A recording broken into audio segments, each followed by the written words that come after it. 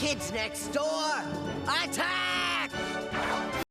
I don't know about the rest of you, but being young wasn't exactly the best experience. Growing up, you're basically subject to the whims, demands, and ideologies of your parents. My situation wasn't much different. I avoided the school system for the most part since I was homeschooled and then self-schooled for most of my childhood, but the horror stories I've heard from my peers of what's a violation by teachers, principals, and other school staff, as well as the controlling rules they were subject to, well, I'm glad I missed it. If you've been watching my channel for a while, you know that I seek to challenge dominant ideas and structures. It's so easy to default to the way things are. But nah, we don't have to accept the cards we've been dealt. Let's talk about how our society treats the youth, particularly at home and at school, and what we can do about it. We live in a fundamentally ageist society. Both our elderly and our children are institutionalized in nursing homes and schools respectively.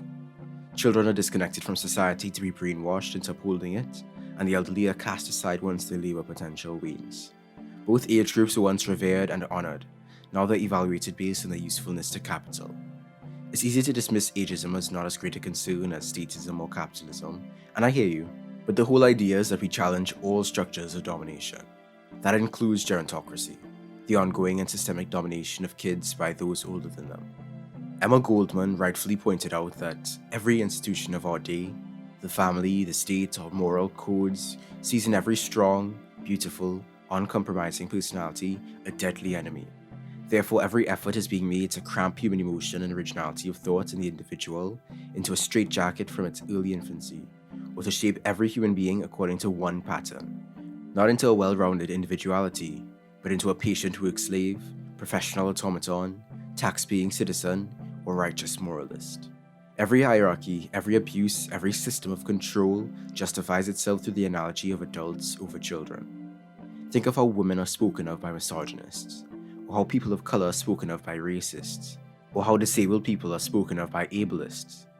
We're indoctrinated to accept because I said so, to accept the suppression of our agency, and to accept the reduction of our personhood.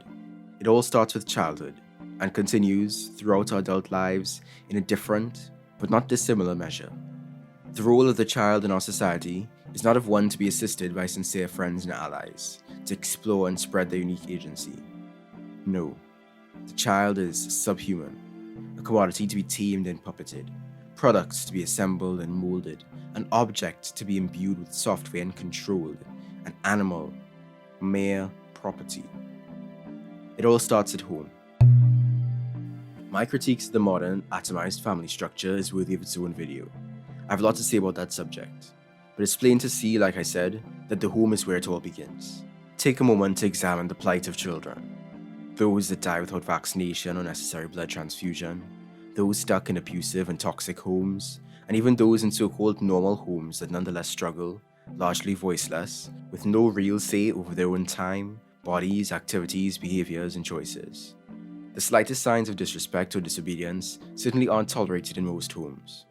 Of course, growing up, your parents probably found it miserable being so strictly regulated, and yet they grew up to replicate many of the same customs when they became the authority. But as they so argue, it's necessary if you're going to fit in and make it in this society. Rebellion, or at least resistance, is a natural response to such authoritarian parenting, but your childlike dependence renders you weak. How could you argue for your rights? All you can do is conform. Fear becomes the cement of each lesson, and with every lesson, every threat, every punishment, every shouting session or lecture, you learn that your choice isn't really yours. You're supposed to go along with the program. You come to realize that the things you truly want, desire to do, think, say, feel, have to be repressed, hidden, or done in secret. You can't openly be you. Triply so if you have some marginalized identity. Slowly, reluctantly, but surely, you build up the psychological prison, the mask. It fuses itself to your being.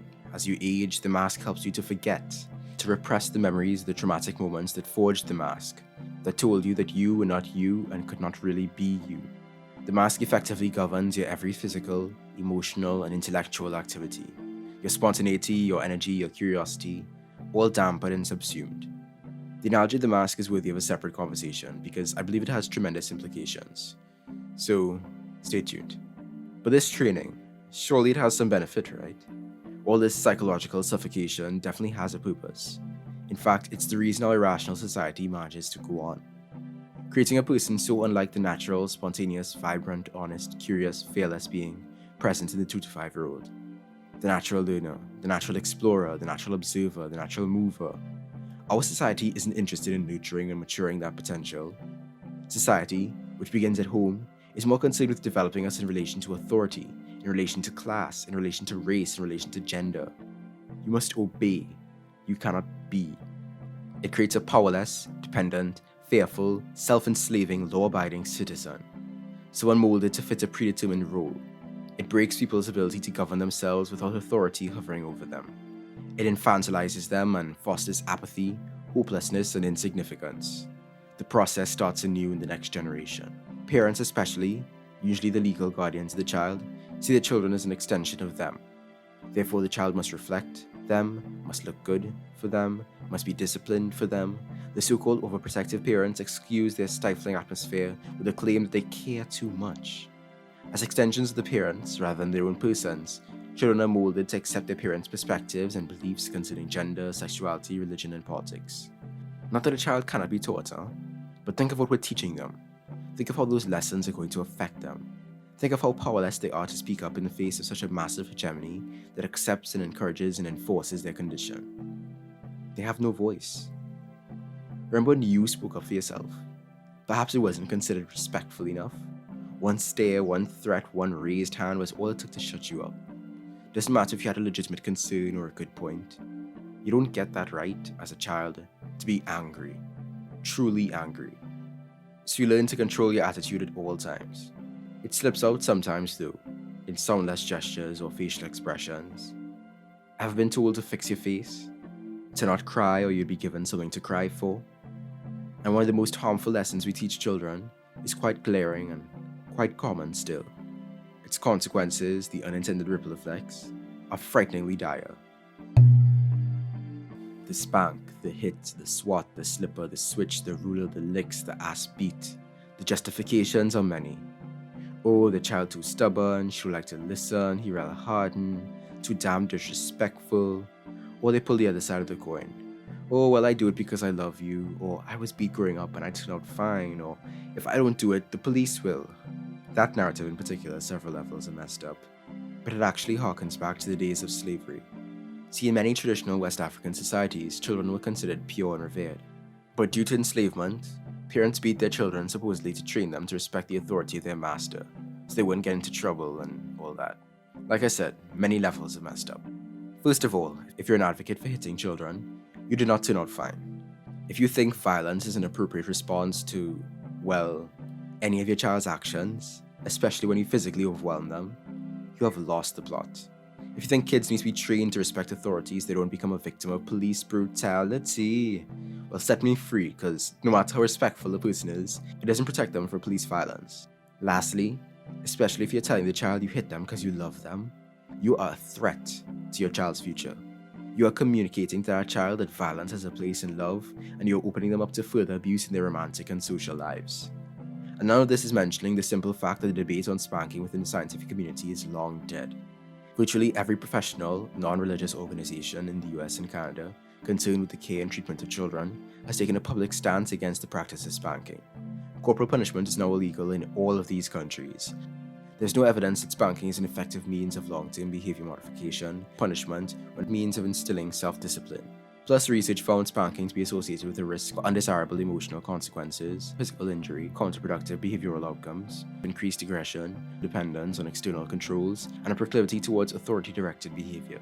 Corporal punishment decreases cognitive development and damages prefrontal cortex development, leading to depression, addiction, and other mental health disorders. But despite that, we didn't need research to know that hitting kids, just like hitting our spouses, is wrong. Plain and simple. In addition to the challenges of home life, young people also have to contend with the prison we call school. Most of what I've had to say about school has been said in my video, Education is Broken. If you've seen that video, you know I've come a long way style-wise on my channel. I do plan to discuss education in more depth in future videos, especially concerning alternatives like free schools, unschooling, deschooling, and all that. But let's touch on schooling once again here, however briefly. Our modern school system is based on the Prussian model, which was designed to control, fragment, and instill obedience to the state. It has been tweaked through the years, but the foundation remains. The actual functions of schooling were broken down by Alexander Inglis, an author on education. Modern, industrialized, compulsory schooling was to make a sort of surgical incision into the prospective unity of these underclasses, divide children by subject, by age grading, by constant rankings on tests, and by many other more subtle means, and it was unlikely that the ignorant mass of mankind, separated at childhood, would ever reintegrate into a dangerous whole. But yeah, if you really want to get into the deets, check out the video.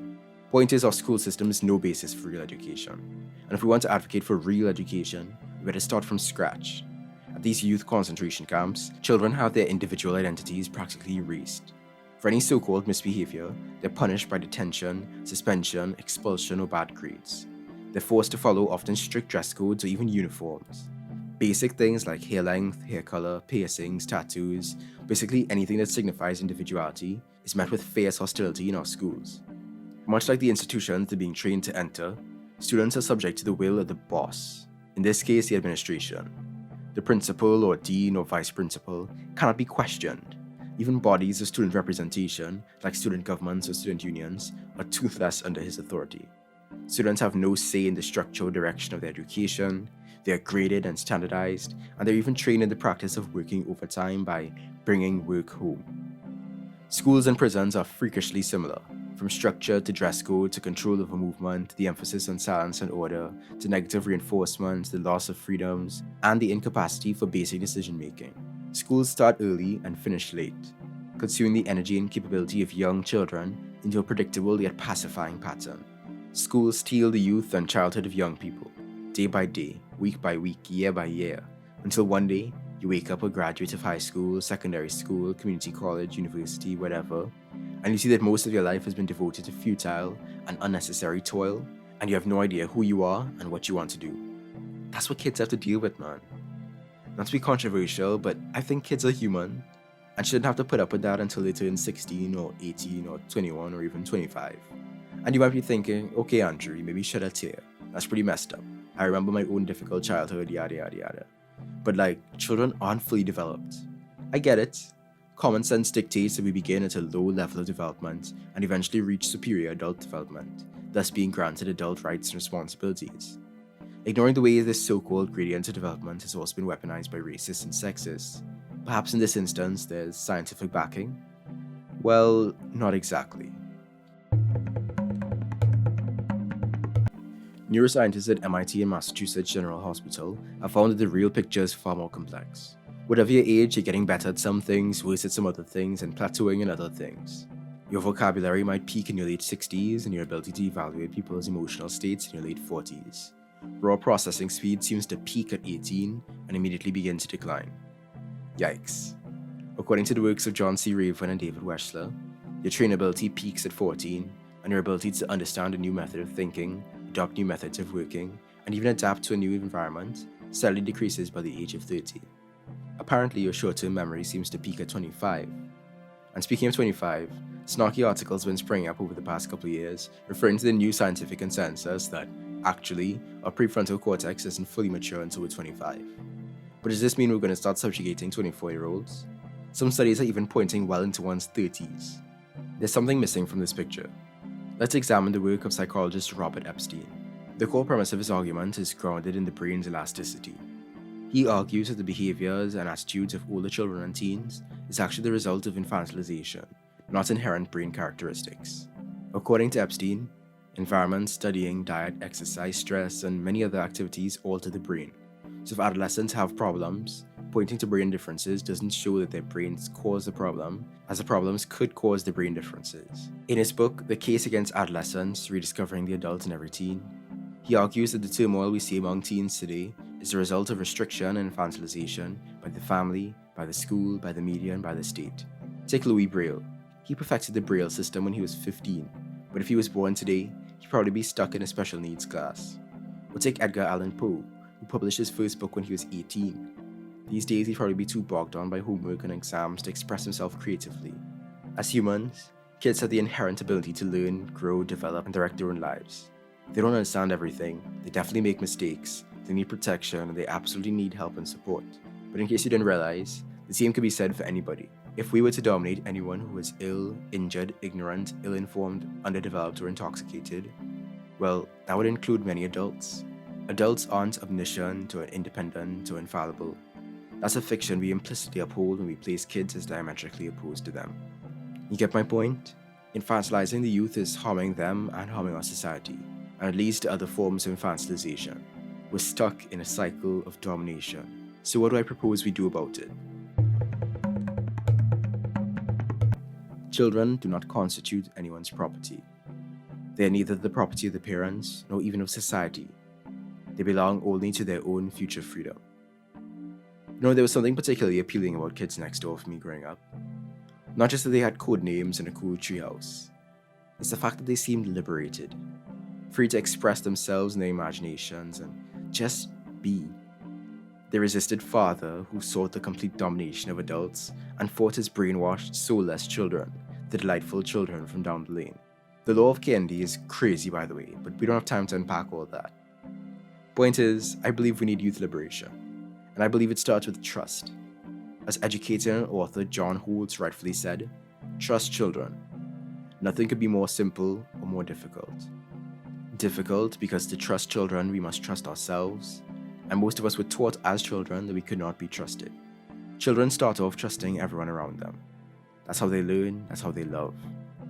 Over time it gets eroded because we don't trust children, and distrust naturally breeds distrust. If we want children to be free to express themselves, we have to start trusting them. Trust is the foundation of all relationships and communities. If our communities don't include trusting the youngest among them, we're destined to fail. Strive to trust, strive to listen, strive to unlearn, strive to apologize, strive to forgive, and strive for solidarity. Child rearing doesn't have to be authoritarian and oppressive. We can help guide our children and develop their capacity to advocate for and assert themselves without being coercive. The best way to protect young people is to protect them from the institutions that were supposedly set up to protect them, but have ended up causing the most harm. For the young people watching this, all I have to say is, in whatever way you can, resist. Talk to your peers, develop some class consciousness, and organize for your rights and freedoms. As Asata Shanti rightfully said, no one in the world, nobody in history, has ever gotten their freedom by appealing to the moral sense of the people who are oppressing them. Liberation must involve young people organizing and formulating alternatives to schooling, education based on their own free choice. Read the works of Leo Tolstoy and Emma Goldman, who both harshly critique compulsory schooling, and both work to build better alternatives. Also check out Ivan Illich for critiques of schooling and John Holt for alternatives to schooling. Of course, we can't think of these things in isolation. Youth in compulsory schooling are not isolated from the rest of society. The fight is on multiple fronts. Let's try to improve schools, agitating as students within them, while also thinking and building outside of them. Young people are the future, and they need to be just as engaged as the rest of us in the architecture of all areas of society. If we're serious about liberation, about ending domination, that includes the personal arena, in our own relationships, lives, behaviors, mentalities. Remember, you were there once too. You weren't perfect, but you were human, and you should have been treated as such. Defend kids, protect kids, don't continue the cycle, don't let their spirit be broken. Peace. Thank you for watching. Special thanks to the family, Ongrad, Kobe Tamayo, John Vishy, and Swavacal Jones. Also thanks to David Rosario for joining the big dogs. You can join these beautiful humans and support me too on patreon.com/SaintTrue. Or you can give me a one-time donation on ko-fi.com/SaintTrue. Please like, comment, subscribe, and share with your fellow youths. Feed the algorithm and make a difference. Check out my previous videos for other fascinating topics. You can follow me on Twitter @_SaintTrue. Thanks again. Peace.